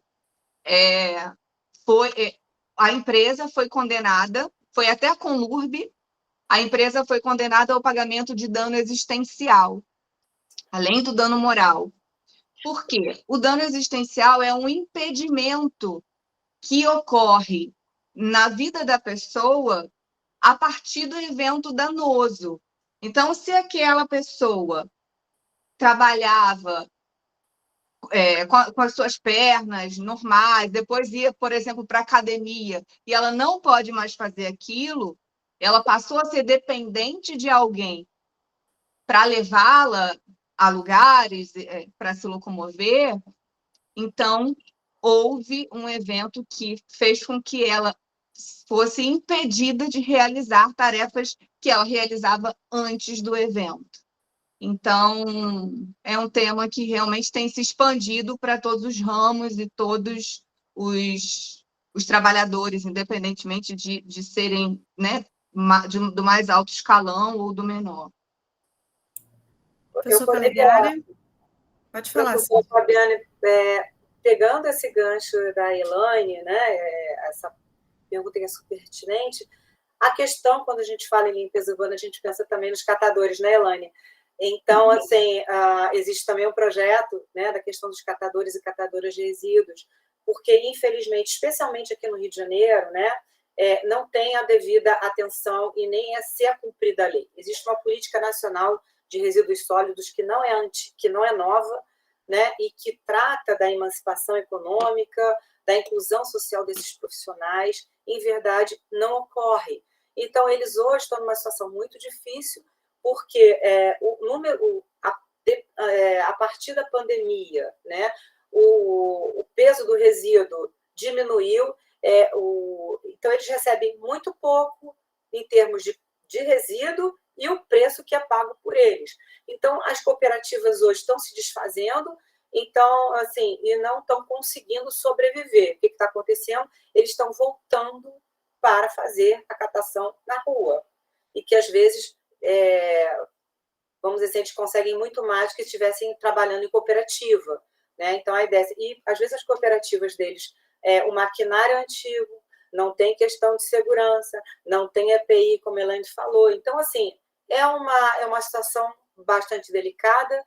Hoje existe também esse outro projeto sobre a questão dos catadores, e que, nesse momento, a gente está desenvolvendo junto com o Instituto de Direito Coletivo, que, na verdade, lá então, fecharam o lixão de Teresópolis, lá o do Fischer, e esses trabalhadores estão sendo capacitados pelo esse instituto para que eles possam ter uma outra oportunidade. Se quiserem continuar na atividade de catação, eles são treinados, eles estão informados daquilo que eles devem obedecer, usar equipamento, e aqueles outros tantos que preferem sair da atividade estão tendo aula de manicure, pedicure, cabeleireiro, entendeu? Para sair dessa oportunidade. Porque isso é uma responsabilidade do município, só que, infelizmente, os municípios, alguns, não fazem absolutamente nada. É isso. Obrigada pela intervenção, por me permitir a intervenção. Professor Calegari. Depois dessas considerações da Elaine e da Cíntia, eu fico muito feliz aqui que estou vendo que a Letícia destacando a questão dos trabalhadores de saúde na pandemia e na pós, né? A Luciana, que usou esse tema no TCC. Já temos uma vocação aqui para o Ministério Público do Trabalho, aqui despontando, né? Para atuar no Ministério Público do Trabalho. Fabiane, Elaine, Cíntia, eu coloquei agora em mosaico para todo mundo poder aparecer, os nossos alunos também. Eu acho que é o doutor Fernando, que é o assessor, não é isso, Cíntia? Seja bem... É o Fernando? O meu é o Diego. Diego, estou vendo o doutor Fernando aqui, o Diego. Então, Diego, doutor Fernando, sejam bem-vindos aqui com a gente. Uma coisa que eu tenho falado muito nas aulas, principalmente em processo, é que o dano moral, a gente vê ainda petições trabalhistas pedindo dano moral na ótica do Código Civil. E a Elaine colocou uma coisa importante, né? O dano extrapatrimonial trabalhista, no artigo 223b e seguinte, ele vai tratar do dano existencial, né, e do dano moral em si. Então, essa questão de desenvolver agora uma literatura sobre o dano existencial, que perpassa não só no inadimplemento contratual, mas as questões da saúde e segurança do trabalhador. A Elaine colocou para a gente esse direito internacional do trabalho, né, essa força normativa, essa vontade de concretização de princípios da OIT, até mesmo para quem não ratifica a convenção, bastando a situação de membro da OIT, essa cultura da prevenção, ela se choca muito com a forma como o sistema capitalista encara saúde e educação. Para a burguesia, ele é investimento. Para a burguesia, para o capitalista, investir na saúde, na educação dos seus filhos não é despesa. Já para a classe trabalhadora, os trabalhadores em geral, para a classe média, saúde e educação é despesa, é prejuízo. Quando que essa cultura de prevenção, como a Cíntia bem colocou, ela é holística, ela envolve pensar o meio ambiente natural integrado com o meio ambiente cultural. Toda aquela ação humana sobre o meio ambiente natural gera um meio ambiente cultural. E essa cultura ambiental, ela é holística, ela é interdisciplinar, é transversal, envolve reconhecer na pluralidade a diversidade de cada um. E ao reconhecer os divergentes, questão da acessibilidade dos PCDs, por exemplo, né? Você caminha para as convergências programáticas que vão permitir políticas públicas inclusivas. É uma questão que é um diálogo constitucional intenso, né, Fabiano? Porque uma Constituição democrática, no Estado Democrático de Direito, ela não é uma Constituição passiva. Essa vontade de Constituição exige que os agentes públicos, o meio ambiente social esteja plenamente envolvido em concretizar princípios fundamentais, com razoabilidade, ponderação de valores. A interpretação e a prática da Constituição, ela é aberta a uma comunidade de intérpretes, como diz a moderna literatura alemã. Essa abertura a uma sociedade de intérpretes, ela implica dizer que o trabalhador deixa de ser um agente consumido no modelo capitalista para ser um agente participativo. Não é à toa que a OIT tem uma estrutura tripartite: Estado, empregadores e trabalhadores. Então, essa escuta ativa que a Cíntia coloca para a gente é uma outra questão que eu tenho trabalhado principalmente com a turma de Direito e Linguagem e Argumentação Jurídica, é que há uma diferença muito significativa entre ouvir e escutar. Escutar é um fenômeno biológico, físico. Eu faço um barulho, vocês escutam um barulho. Isso é escutar. Ouvir é um ato mental. Ouvir é um ato psicológico, um ato complexo. Envolve uma interação dialógica com o outro, um reconhecimento no outro numa relação simétrica de seres humanos. É bem verdade que na relação empresarial, numa estrutura hierarquizada, você tem, por definição clássica do direito do trabalho, o poder diretivo ao empregador e a subordinação técnico-jurídica para o empregado. Mas essa relação de poder e de subordinação não é uma relação de sujeição. Não é a sujeição do ser humano como na servidão ou na escravidão. É uma subordinação para permitir a realização da produção, da produtividade, da eficiência, sem que, com isso, retornemos aos primórdios da relação de capital-trabalho em que se admitia o trabalhador como vendedor de uma força laboral, como mercadoria. O corpo do trabalhador não está à venda. Ao colocar o seu corpo a serviço da produção, mais do que estar inserido no sistema produtivo como insumo da produção, o trabalhador também tem direito a se realizar no trabalho. Porque ao romper com o sistema dos artesãos, em que o artesão dominava todo o ciclo da produção e o trabalho era uma arte, e partimos para a divisão social do trabalho, desde o modelo do taylorismo, o modelo toyotista, esse modelo fordista, taylorista e o modelo toyotista, o ser humano ele continua sendo o destinatário da cultura e da ordem jurídica e social.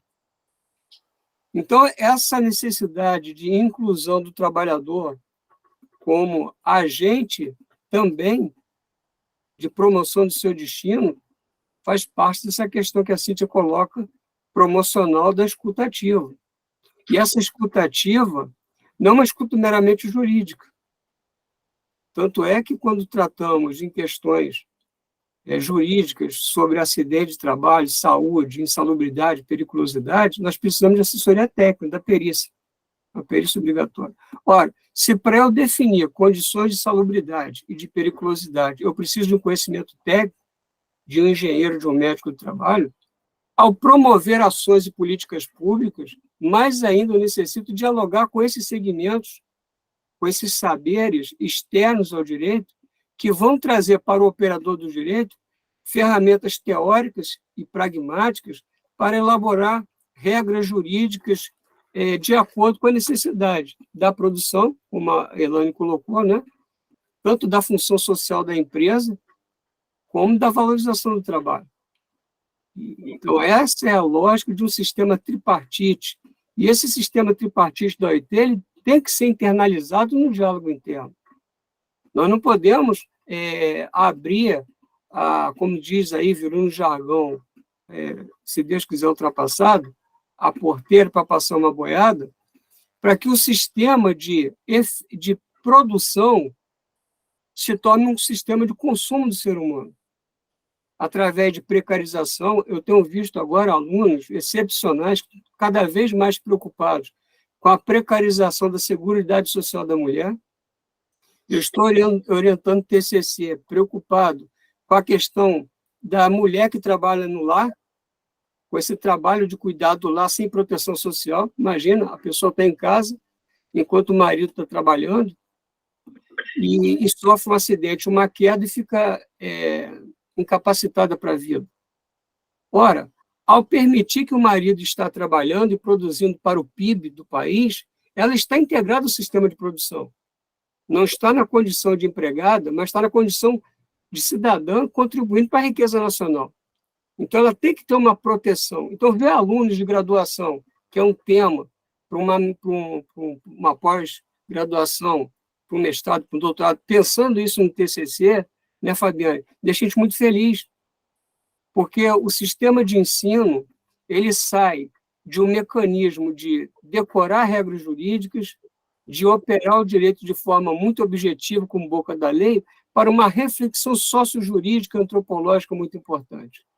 Esse deslocamento que a Elaine e a Cíntia colocam aqui para a gente, de revirar as estruturas do direito para inserir nessas estruturas práticas da psicologia, né?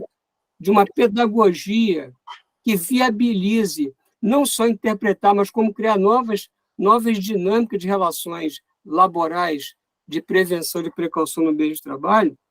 Quando a gente percebe isso já na graduação, como a gente tem visto que o depoimento da Luciana, deixa a gente muito feliz. Trazer, e isso, Cíntia, você faz parte disso, porque certamente os alunos já estão te acompanhando desde 2020, né, Fabiana? Desde os primeiros movimentos que a gente fez de traduzir o tema de direito ambiental do trabalho. E se formos pensar em termos profissionais, a OIT oferece concursos em que a pessoa pode entrar para a OIT, trabalhar na OIT em nível internacional, em qualquer lugar do mundo. tratando dessas questões de proteção do ambiente de trabalho. Então, essa questão que a Elaine coloca do ser humano necessitado, ele não perde a dignidade, mas ele compromete a sua dignidade ao sujeitar-se, como foi o caso das meias-forças na primeira fase da Revolução Industrial, em que se colocavam crianças de 5, 6 anos dentro das máquinas em movimento para lubrificar as máquinas, limpar as máquinas. E elas eram tragadas e esmagadas naquelas máquinas. As mulheres, quem não ouviu falar de mulheres com scalpo, quando o cabelo é tracionado pelas máquinas em movimento? Então, veja que o acidente de trabalho ele vem antes das precauções. Os mecanismos que param as máquinas, os dispositivos de parada para manutenção, que não havia nas máquinas no início da Revolução Industrial. Se fazia todo o sistema de manutenção em movimento. E a gente olha no filme do Chaplin, né, Tempos Modernos, e vê ele sendo tragado pelas engrenagens, que é uma visão cômica de uma tragédia que acontecia com os trabalhadores. Aquilo realmente acontecia.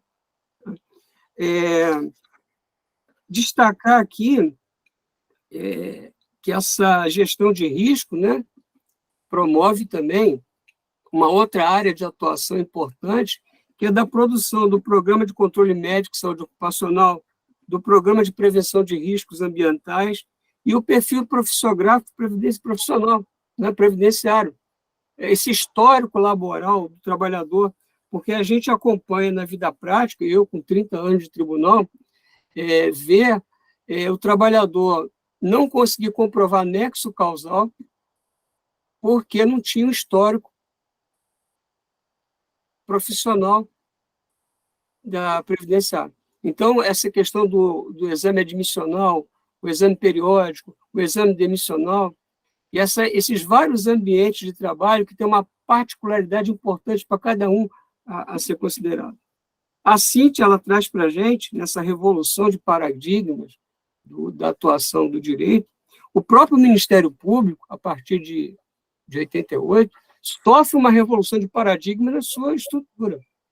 Não só de um órgão interveniente ou de um órgão agente, mas o órgão promocional, na defesa de uma ordem jurídica. Essa defesa da ordem jurídica não necessariamente, né, não precisa ser litigiosa. Ela é preventiva, ela é pedagógica.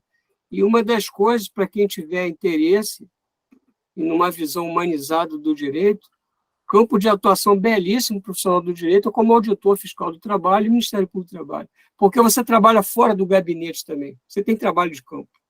E essa é uma coisa muito importante para o aluno que quer sair desse métier de trabalho em gabinete, enxergar o direito só pela ótica do tribunal, dos tribunais. Essa política de melhoria dessas condições sociolaborais, em que a Cíntia traz para a gente, em enxergar ferramentas que melhoram a condição ambiental. E esses comitês de gestão de pessoas, de gestão de risco, envolve, então, essa capacidade de ouvir o outro, não somente escutar. Infelizmente, Cíntia, Fabiana e Elaine, nós vivemos num país em que o trabalhador, e não só o trabalhador, o cidadão brasileiro, ele passa por um estelionato dialógico constante. As autoridades e o Estado escutam o trabalhador, mas não ouvem o que o cidadão e o trabalhador dizem.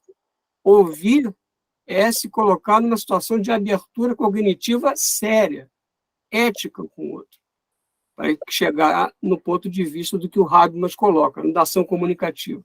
A ação comunicativa ela envolve você estar aberto sinceramente ao outro, sem contradição performativa, sem instrumentalizar o outro para atender o seu propósito. E isso está muito ligado ao modelo sindical brasileiro nosso, né?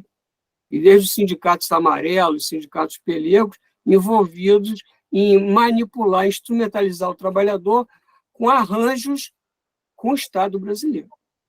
E agora a gente tem um enfraquecimento dos sindicatos por não ter recursos financeiros para poder manter uma adesão dos trabalhadores e uma representatividade autêntica.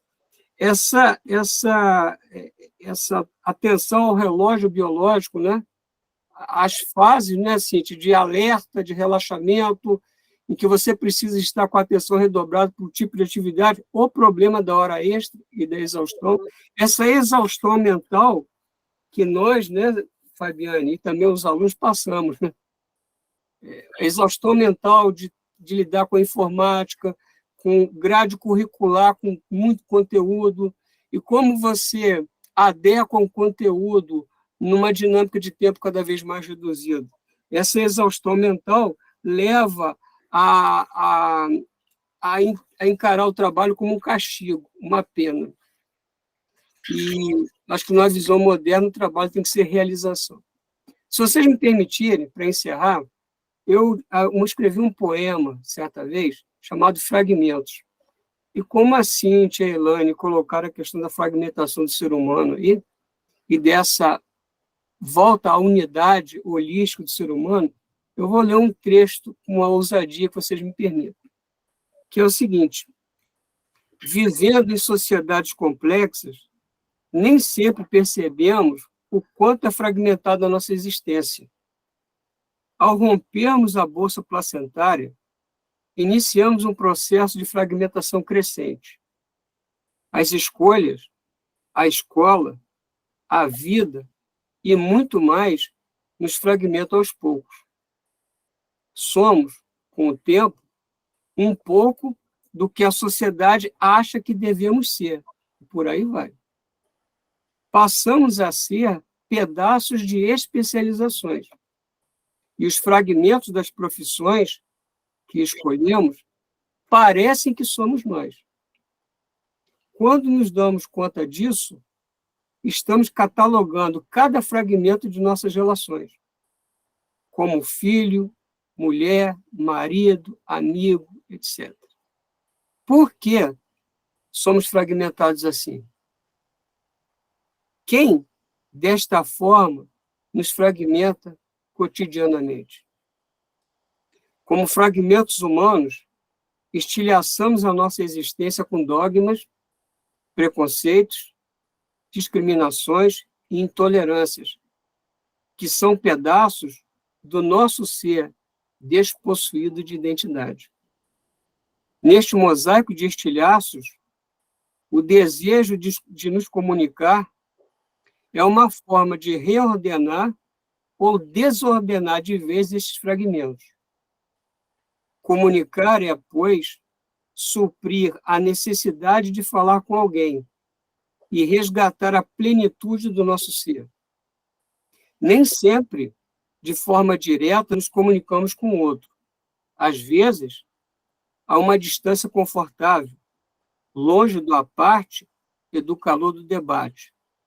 Outras vezes, há uma incômoda proximidade física, no debate sincero e de plano, que enriquece quem pensa e se comunica com honestidade de propósitos. Por isso, o calor humano nos faz falta.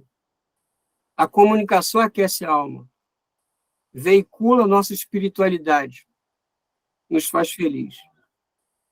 Assim sendo, quando se encontra alguém que nos permite agrupar os fragmentos que somos, num texto, numa participação oral, por qualquer meio de comunicação, transmitindo uma reflexão aos nossos semelhantes, devemos agradecer o acolhimento do ouvido amigo, generoso e gentil. E com esse texto, eu dedico a Fabiane, porque ela abre esse espaço para a gente agrupar e reagrupar nossos fragmentos. Dedico a Cíntia e a Elaine por dedicarem suas vidas a pensar nos trabalhadores e nos seres humanos. Dedico a vocês, estudantes, que estando aqui hoje, às vésperas do encerramento do semestre, ressignificam cada vez mais a nossa relação acadêmica como uma relação humana plena. Muito obrigado. Obrigada, Calegari. Olha, é tão gratificante ter você, professor, ao nosso lado no programa, porque a sua sensibilidade nos traz a oportunidade de trazer temas que são tão importantes para a formação desses operadores do direito de uma forma não apenas teórica, mais humana, socialmente responsável, né? Que é o que a gente entende como o operador do direito, não mais do futuro, mas desse presente que a gente precisa construir. Então, tenha certeza que eu recebo com muito carinho essas palavras. Mas aqui no nosso chat, Calegari, tem uma consideração aqui voltada para você poder... o Joênio traz assim, olha, professor, essas medidas que precarizam a classe trabalhadora não estaria inserida para a não realização da reforma do modelo trabalhista atual? Pois os países centrais estão verificando que a qualidade e a produtividade do trabalho não estão ligados ao número de dias e horas de trabalho. E como, com tanto desenvolvimento tecnológico e movimentos de capitais, ainda há um grande número de pessoas sem trabalho digno no mundo inteiro. Quer fazer suas considerações? Sim, essa consideração é importante, porque ela traz um tema que a OIT se debruça há algum tempo, e o Ministério Público também, que é o dumping social, né? Nós importamos dos países centrais, principalmente da Europa e dos Estados Unidos, um modelo de democracia que é uma democracia falseada. Eu explico por quê. A democracia não é somente a liberdade de pensamento e de votar. A democracia ela envolve cada vez mais reduzir as desigualdades. No plano atual do estágio da humanidade, nós não podemos pensar mais em democracia nacional. Kant, lá no início, na fase pré-revolucionária da Revolução Francesa, em Königsberg, na Alemanha, ele escrevia falando de uma paz universal, né? Do princípio que unificasse as pessoas. Então, já se projetava ali uma comunidade internacional de nações, o que o Habermas também trabalha sobre isso. Então, a democracia ela envolve a redução de desigualdades e discriminações para todos os seres humanos. O grande problema disso é como aplicar, em termos culturais, um princípio de universalização da democracia com culturas tão divergentes. Por exemplo, nós temos países que a discriminação da mulher e até mesmo a amputação da mulher faz parte de uma cultura. Em outros países, não. Então, essa visão dos países centrais, principalmente na Europa, com relação ao bem-estar social, ela envolve um bem-estar social interno que é fundamentalmente baseado no mal-estar externo, no dumping social, em deslocar as indústrias poluidoras para os países mais fracos, aí voltando para a questão da Elaine, dos países necessitados. Então, nesses países desassistidos, a poluição ambiental integra mão de obra, né? Então, esse dumping social, ele externaliza para outros países os ônus da industrialização e capitaliza para esses países o bônus do bem-estar social. Então, o padrão social desses países não se aplica ao padrão social de outros países. Esse é um grande problema que tanto a ONU como a OIT tem, na universalização prática dos seus princípios. A gente vê a questão, por exemplo, da guerra, né? Em que a ONU diz uma coisa e os países ignoram completamente o que é dito pela ONU. Então, esse estágio atual também, Joênio, leva a gente a pensar na função do direito do trabalho. O direito do trabalho, uma coisa é nós pensarmos com a OIT e com a ciência do direito um paradigma de direito laboral decente, de não retrocesso. Uma coisa é entender as normas de direito do trabalho como políticas do capitalismo para conter a emancipação do trabalhador. Porque lá no início, com a Revolução Bolchevique, em 1917, por isso que a OIT surge primeiro que a ONU, surge nesse contexto, em 19, é que você precisa conter a explosão social de uma classe trabalhadora revolucionária. Então, essas normas do direito objetivo do trabalho visavam conter o sistema e manter o sistema de exploração capitalista. Ao longo do tempo, a consciência científica sobre direitos humanos e direitos humanos do trabalhador vai amenizando essa estrutura de exploração, que continua sendo uma estrutura de exploração da mão de obra, que o capitalismo ele trabalha com esse sistema de mais-valia, né, de apropriação. Tanto é que você vai ver que na Constituição há uma previsão de participação de lucros e resultados e as empresas não praticam. Então, a todo instante, né, assim, a gente vê ação civil pública, ação coletiva, dos trabalhadores reclamando participação de lucro e resultado. O comitê de empresa, né, as comissões internas de prevenção de acidentes, a perseguição que existe contra os trabalhadores em comissões internas, em comissão de empregador. Então, esse modelo capitalista atual, o modelo normativo estatal, não é o modelo de direito do trabalho científico, que a Cíntia e a Elaine estão propondo aqui. Esse modelo resulta de uma luta de interesses constante no Congresso, que é a força de capital e trabalho. Então, você consegue entrar com lobistas de empregadores no Congresso, mas você não consegue entrar com os trabalhadores no Congresso. São barrados.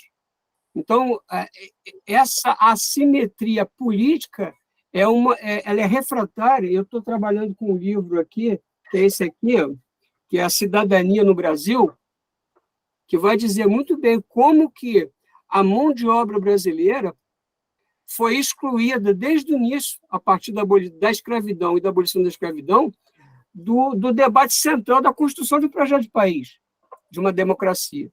Então, nós temos uma democracia normativa, nós temos uma Constituição que ela é interpretada somente pelo Supremo, porque a vontade de Constituição não contaminou ainda as estruturas do Estado e nem mesmo a sociedade. Nós debatemos pouco Constituição. Fabiane, que é perita em direito constitucional, ela tem toda a autoridade acadêmica para poder discorrer sobre isso, né, Fabiane? Essa vontade de Constituição, ela é embrionária ainda. Então, esse modelo, Joênio, positivista ou positivado do direito do trabalho, ele visa preservar as estruturas dos senhores do poder ainda, principalmente no Brasil, que é um país patriarcalista, machista e nepotista, né? Mas o que não é justamente por esse contexto é que nós temos que debater isso como estamos debatendo hoje, trazendo pensadoras, e eu fico muito feliz que sejam pensadoras, para trazer a visão feminina, a visão da mulher que se emancipa cada vez mais, para pensarmos coletivamente o destino da saúde laboral no país e de novos paradigmas para o direito do trabalho.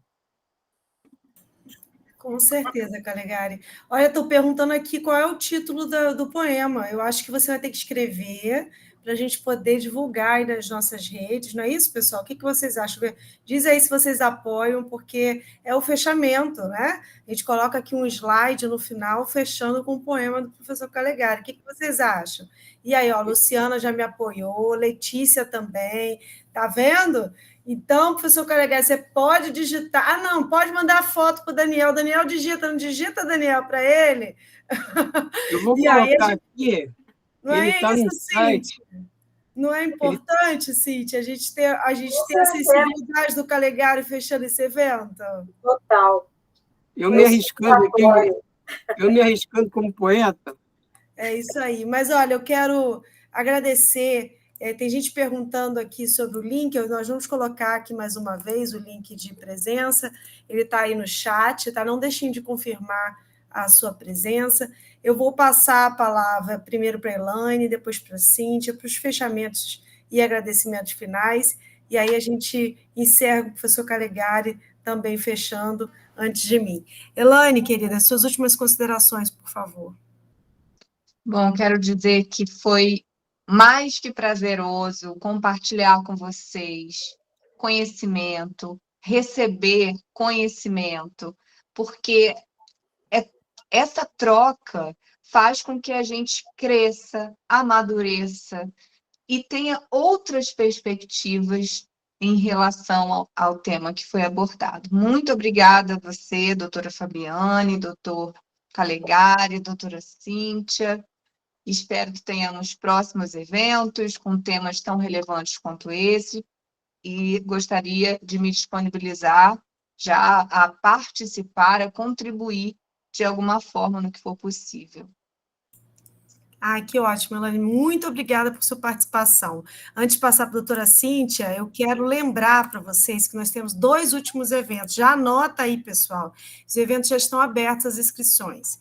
Um primeiro, que será presencial, que é uma sessão cinema do professor Calegari com o professor Lúcio Facchi, que vão debater, então, o filme Sobral, o Homem que Não Tinha Preço.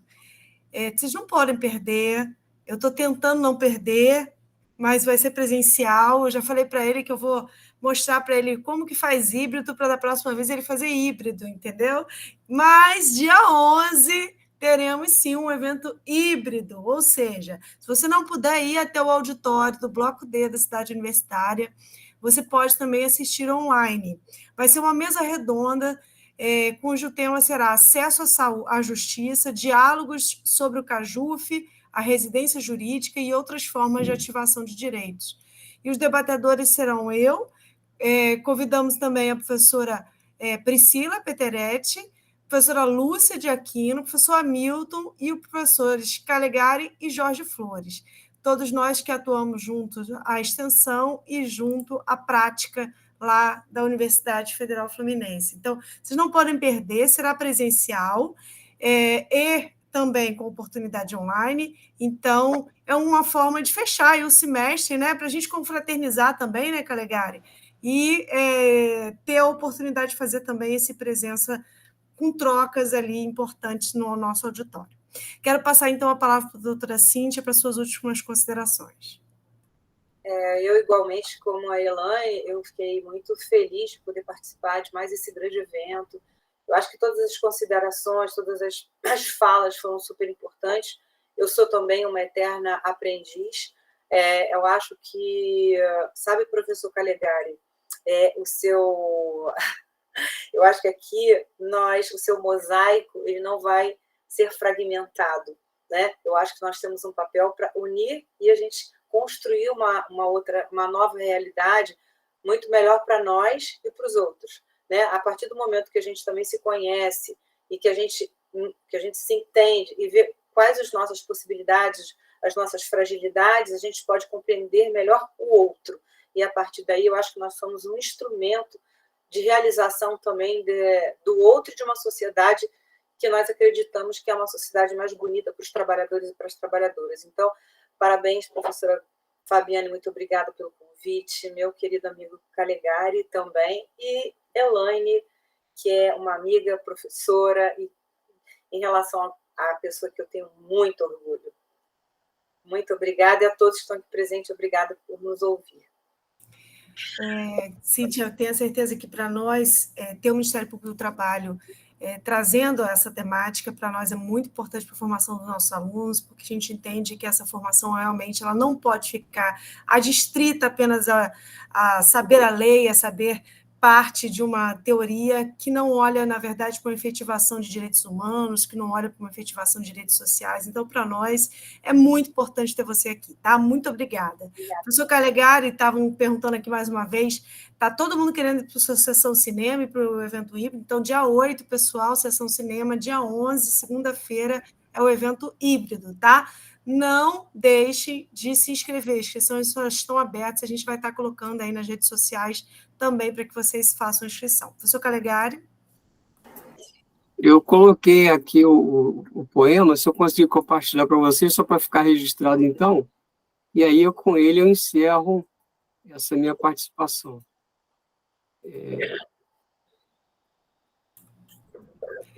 Vamos ver se ele vai aparecer para vocês. Ai.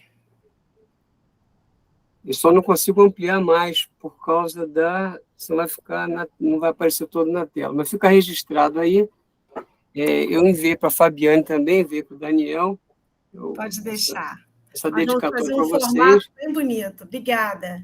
Agora, então eu vou fazer uma propaganda para quem quiser participar. A gente tem uma disciplina optativa às sextas-feiras, que é Direito, Linguagem e Argumentação, E eu trabalho com poesia, trabalho com textos literários e filmes. Nós exibimos a média de 3 filmes por semestre, e é um curso bem leve. A preocupação não é aprovação ou reprovação em nota, é integrar direito à linguagem. Nós somos seres linguajantes, como dizia o Maturana. Então, estão todos convidados para se inscrever nessa disciplina, que eu ofereço todo semestre, acho que para todos os períodos que estejam disponíveis para optativo. E desejo a todos os estudantes aqui muito sucesso, ao assessor Tiago, né, da Cíntia. Diego, sucesso na sua carreira. Eu sempre fui assessor e analista, muito por vocação, porque eu direcionei a minha visão do direito para uma análise científica, não tão operacional ali, porque eu vislumbrava realmente era a universidade, e desejo a você muito sucesso. Aos estudantes, vocês estão vendo profissionais plenamente realizados, é possível ver o direito de uma forma muito diferente do que os manuais dizem, porque quem realiza o direito são vocês, só vão precisar estar habilitados. E a primeira habilitação é da universidade. Então, Elaine, prazer em te conhecer, muito obrigado por aceitar o nosso convite. E a professora Fabiana já sugeriu da gente sortear esse livro, né, num evento importante que nós vamos fazer agora. E a gente já faz até o sorteio, né, Fabiana, do livro, mesmo se não tiver com ele fisicamente na mão. E depois a gente só faz a entrega. Depois a gente só faz o evento, a entrega. Então, a entrega, o sorteio, né, Calegari, no evento do dia 11, para quem estiver presente, tanto presencialmente online, quanto presencialmente no auditório. Então, nós vamos sortear lá no momento, na sequência do evento, e tenho certeza que, Elaine, vão fazer muito bom proveito, tá? Fico muito feliz. Nós vamos fazer assim, olha, Elaine, a gente vai sortear um livro e o outro livro vai para a nossa biblioteca, pode ser? Se incorporar à biblioteca. Eu vou enviar 3 livros. Oba! Então tá ótimo. Então, sorteamos um em cada evento e incorporamos um na biblioteca. Ótimo, isso aí, perfeito. Obrigada. Então, muito obrigado, Fabiane, por mais essa oportunidade, esse seu coração generoso. Você é uma das pessoas que a dedicação sua com os alunos, com a universidade, é uma coisa, um paradigma, né? E estar com você aqui nesse projeto é muito importante, porque nós estamos pensando realmente no futuro dessa geração, que vai transformar cada vez mais o nosso país. Uma noite inesquecível para todos nós. Com certeza, Calegari, sentia muita falta disso no meu primeiro semestre. Queridos, a todos e todas, mais uma vez, minha gratidão pela oportunidade das trocas, de crescermos juntos, estamos em constante evolução. Não deixem de participar desses 2 últimos eventos do ano. Ano que vem tem muito mais, né, Calegari? Porque nós somos desses que não desistimos nunca e queremos crescer juntos. Cíntia, Elaine, Calegari, uma boa noite e a boa noite a todos e todas. Boa noite. Parabéns pelo evento. Obrigada, querida.